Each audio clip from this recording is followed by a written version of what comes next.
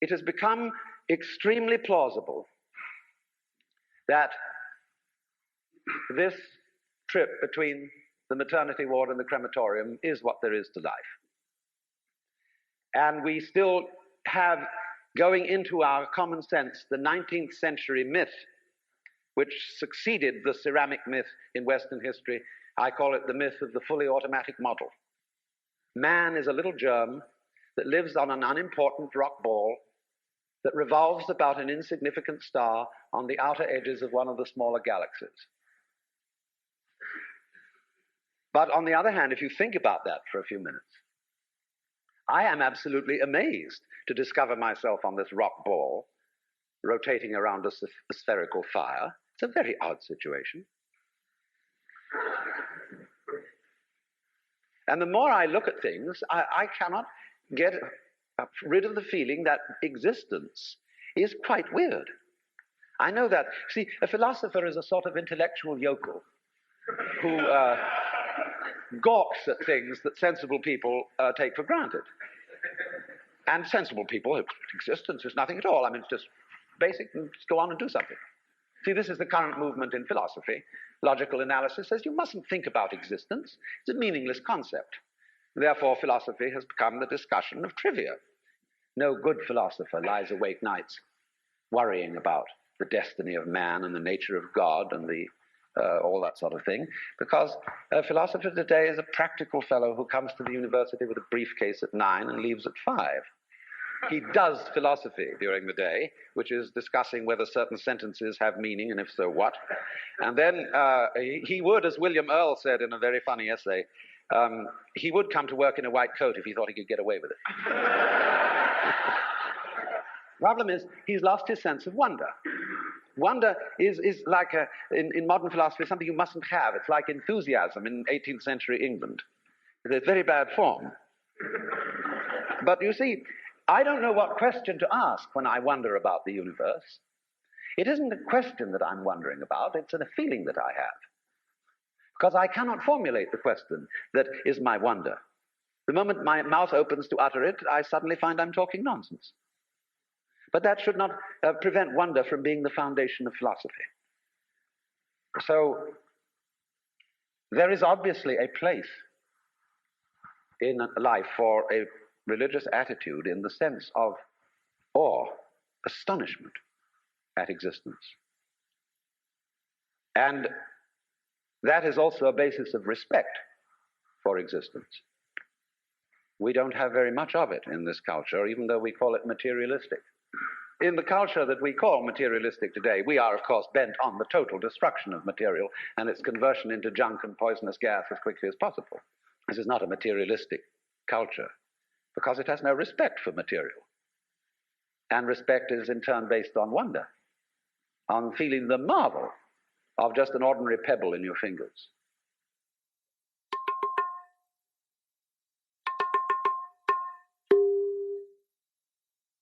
Look, here is a tree in the garden, and every summer it produces apples. And we call it an apple tree, because the tree apples. That's what it does. All right. Now here is a solar system inside a galaxy. And one of the peculiarities of this solar system is that at least on the planet Earth, the thing peoples. In just the same way that an apple tree apples. Now maybe 2 million years ago, somebody came from another galaxy in a flying saucer and had a look at this solar system, and they looked it over and shrugged their shoulders and said, just a bunch of rocks. And they went away. Later on, maybe 2 million years later, they came around and they looked at it again. And they said, excuse me, we thought it was a bunch of rocks, but it's peopling. And it's alive. After all, it has done something intelligent. Because, you see, we grow out of this world in exactly the same way that the apples grow on the apple tree. If evolution means anything, it means that. But you see, we curiously twist it. We say, well, first of all, in the beginning, there was nothing but gas and rock. And then intelligence happened to arise in it, like a sort of fungus or slime on the top of the whole thing. But we're thinking in a way, you see, that disconnects the intelligence from the rocks. Where there are rocks, watch out. Watch out, because the rocks are going eventually to come alive.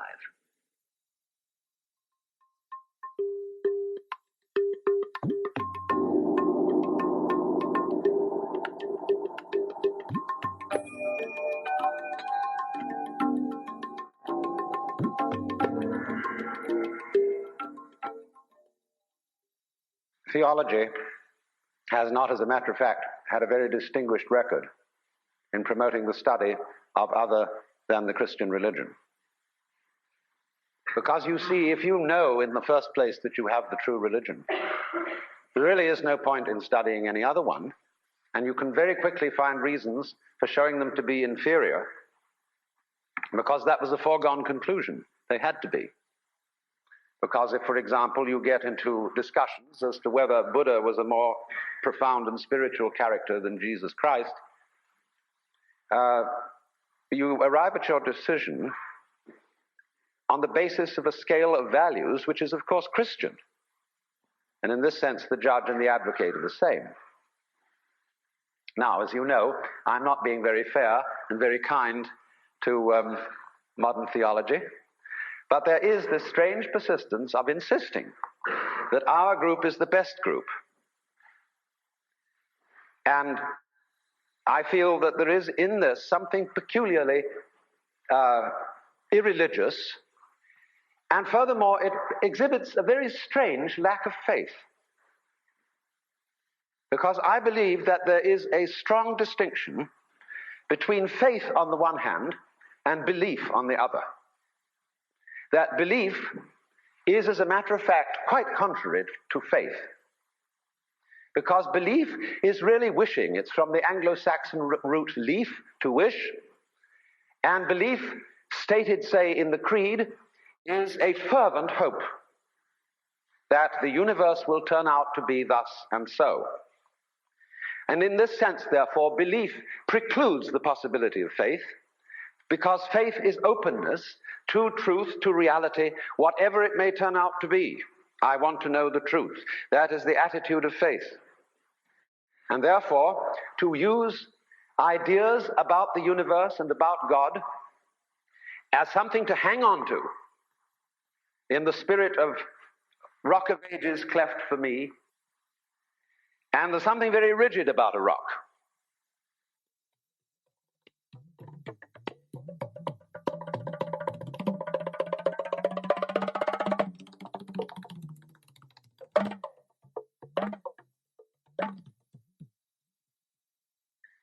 And we are finding our rock getting rather worn out in an age where it becomes more and more obvious that our world is a floating world.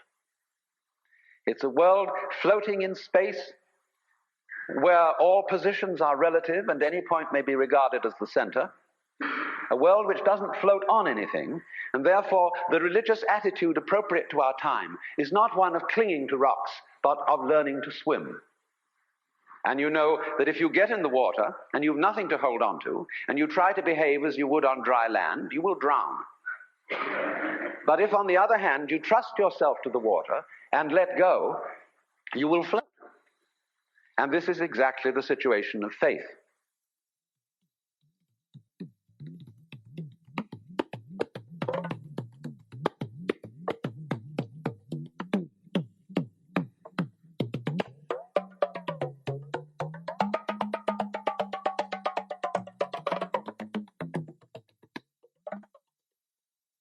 I had a friend who was studying Zen in Japan, and he got pretty desperate to produce the answer of who he really is. And on his way to an interview with the master to give an answer to the problem, he noticed a very common sight in Japan, a big bullfrog sitting around in the garden. And he swooped this bullfrog up in his hand and dropped it in the sleeve of his kimono. And then he went into the master And to give the answer of who he was, he suddenly produced the bullfrog. And the master said, too intellectual.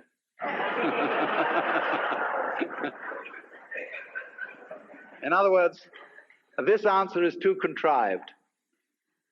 It's too much like Zen. You've been reading too many books. It's not the genuine thing. And so the method of teaching used by these great Eastern teachers is to make fools persist in their folly, but very rigorously and very consistently and very hard.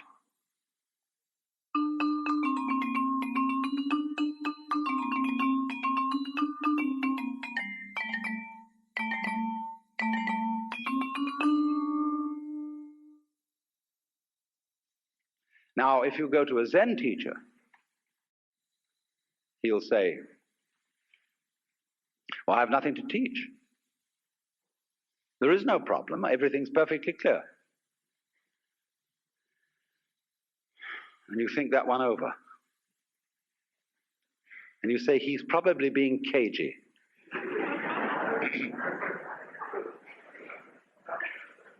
But the teacher says, quite honestly, I haven't anything to tell you. I don't teach anything. I have no doctrine. As I said to you in the beginning of this talk, I have nothing whatsoever to sell you. So the student thinks, my, this is very deep, because this nothing that he's talking about, this nothing that he teaches, is what they call in Buddhism shunyata, and it's supposed to be the ultimate reality. But as you know, if you know anything about these doctrines, this doesn't mean real nothingness, not kind of just nothing there at all, not just blank, but it means no thingness. It's the transcendental reality behind all separate and individual things, and that's something very deep and profound. So he knows that when the teacher said, I have nothing to teach, he meant this very esoteric no thing. Well, he might also say then, if you have nothing to teach, what are all these students doing around here? And the teacher says, they are not doing anything. They're just they're just a lot of stupid people who live here. And he knows, again, you see, the stupid doesn't mean just straight stupid, but the higher stupidity of being people who are humble and don't have intellectual pride.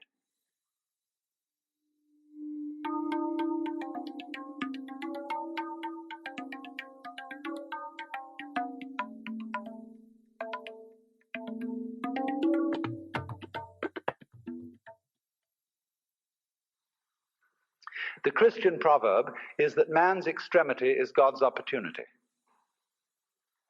And so people, in other words, have to get desperate.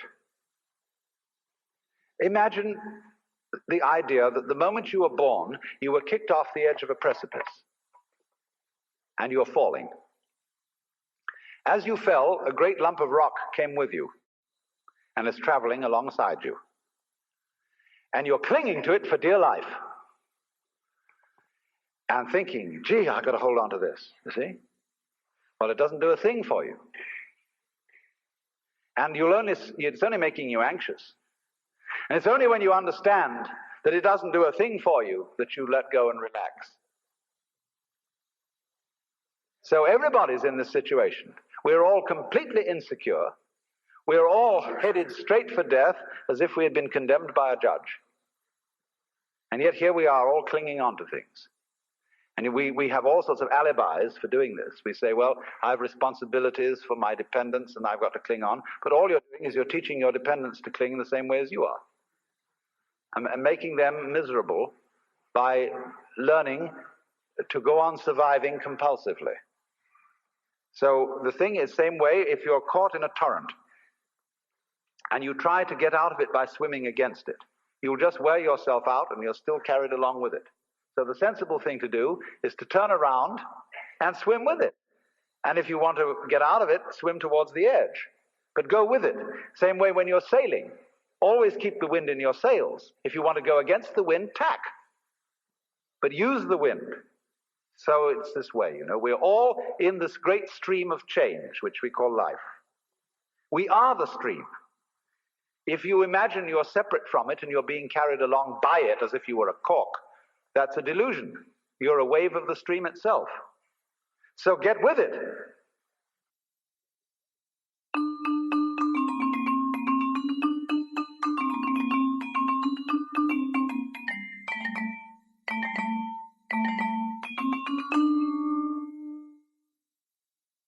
So you perform a discipline by experiment, by reductio ad absurdum of his premises. And so in the same way, the guru, whether Hindu or Buddhist, performs a reductio ad absurdum on the premise of the skin-encapsulated ego. Well, what happens then?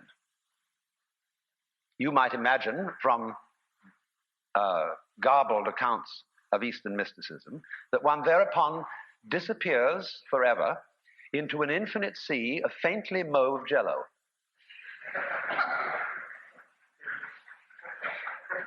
And become so lost to the world and entranced that you forget your name, address, telephone number, and function in life. And nothing of the kind happens. The state of mystical illumination, although it may in its sudden onset be accompanied by a sensation of tremendous luminescence and transparency, as you get used to it, it's just like everyday life. Here are the things that you formerly thought were separate individuals, and here is you, who you formerly thought was merely confronting these other people. When the great Dr. D.T. Suzuki was asked, what is it like to be enlightened? He said, it's just like ordinary everyday experience, except about 2 inches off the ground. Because what is altered is not the way your senses perceive. What is altered is what you think about it. Your definitions of what you see, your evaluation of it. So when you don't cling to it, when you have no longer a hostile attitude to the world because you know the world is you, it is. I mean, let's take it from the point of view of biology. If I describe the behavior of a living organism, I cannot possibly describe that behavior without simultaneously describing the behavior of the environment.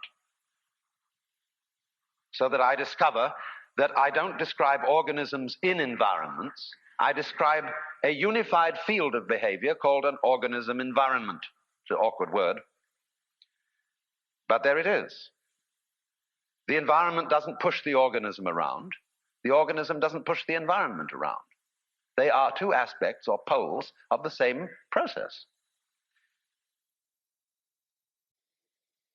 You see, in the history of philosophy and poetry and art, we always find the interchange of two personality types, which I call prickles and goo. The prickly people are advocates of intellectual porcupinism. They want a rigor. They want precise statistics. And they have a certain clipped attitude in their voices. And you know this very well in academic circles, where there are people who are always edgy like that.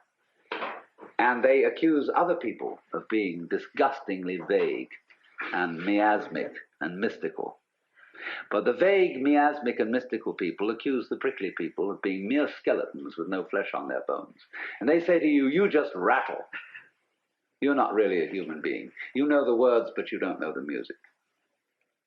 And so therefore, if you belong to the prickly type, you hope that the ultimate constituent of matter is particles.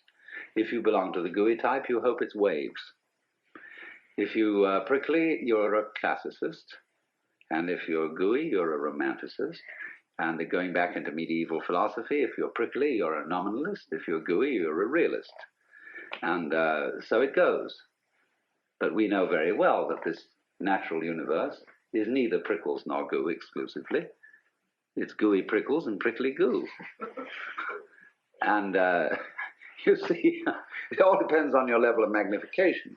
If you've got your magnification on something so that the focus is clear, you've got a prickly point of view. You've got structure, shape, clearly outlined, sharply defined. When you look out of focus, it's going to go bleh, and you've got goo. But we're always playing with the two, because it's like the question is the world basically stuff, like matter, or is it basically structure? Well, we find out, of course, today that in science we don't consider the idea of matter, of there being some sort of stuff, because supposing you wanted to describe stuff, in what terms would you describe it? You always have to describe it in terms of structure, something countable, something that can be designated as a pattern. So we never get to any basic stuff. There is a sense in which the universe is purely game, but not in the sense of a one-upmanship game, but in the sense of music, which is lalling with sound, is dancing delightfully with sound, you see. And nobody was ever able to give a better account of what it's all about. I mean, let's take the traditional Christian account of what the angels do in heaven. Why, they sit around the throne of God and sing Alleluia, Alleluia, Alleluia, and they're going, so it's not just Alleluia in a sort of formal way, but they're going,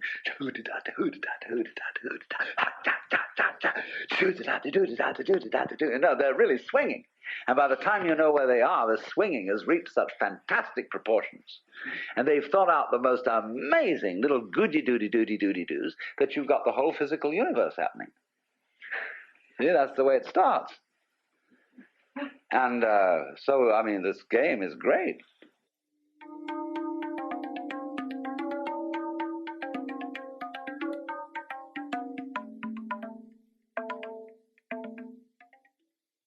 In music, though, one doesn't make the end of a composition the point of the composition. If that was so, the best conductors would be those who played fastest. And there would be composers who wrote only finales. People go to a concert just to hear one crashing chord, because that's the end. Same way in dancing. You don't aim at a particular spot in the room. That's where you should arrive. The whole point of the dancing is the dance. Now, but we don't see that as something brought by our education into our everyday conduct. We've got a system of schooling which gives a completely different impression. It's all graded. And what we do is we put the child into the corridor of this grade system with a kind of, come on, kitty, kitty, kitty. And yeah, you go to kindergarten, you know, and that's a great thing because when you finish that, you'll get into first grade. And then, come on, first grade leads to second grade, and so on, and then you get out of grade school, and you've got high school, and it's revving up, the thing is coming. Then you're going to go to college, and by Jove, then you get into graduate school, and when you're through with graduate school, you go out to join the world. And then you get into some racket where you're selling insurance, and they've got that quota to make, and you're going to make that, and all the time, the thing is coming. It's coming, it's coming, that great thing, the success you're working for. Then when you wake up one day about 40 years old, you say, my God, I've arrived. I'm there. And you don't feel very different from what you always felt. And there's a slight letdown because you feel there's a hoax. And there was a hoax, a dreadful hoax. They made you miss everything. We thought of life by analogy with a journey, with a pilgrimage, which had a serious purpose at the end, and the thing was to get to that end, success or whatever it is, or maybe heaven after you're dead. But we missed the point the whole way along. It was a musical thing, and you were supposed to sing or to dance while the music was being played.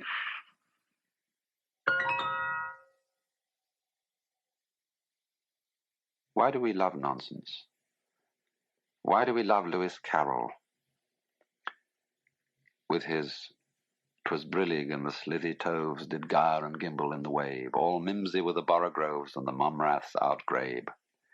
Why is it that all those old English songs are full of "Fal-de-riddle Ido" and "Hey nonny nonny" and all those babbling choruses? Why is it that when we get hep with jazz, we just go booty booty boopty boo and so on and enjoy ourselves swinging it? It is this participation in the essential, glorious nonsense that is at the heart of the world. that isn't going anywhere, that is a dance. But it seems that only in moments of unusual insight and illumination that we get the point of this, and find that thus the true meaning of life is no meaning, that its purpose is no purpose, and that its sense is nonsense.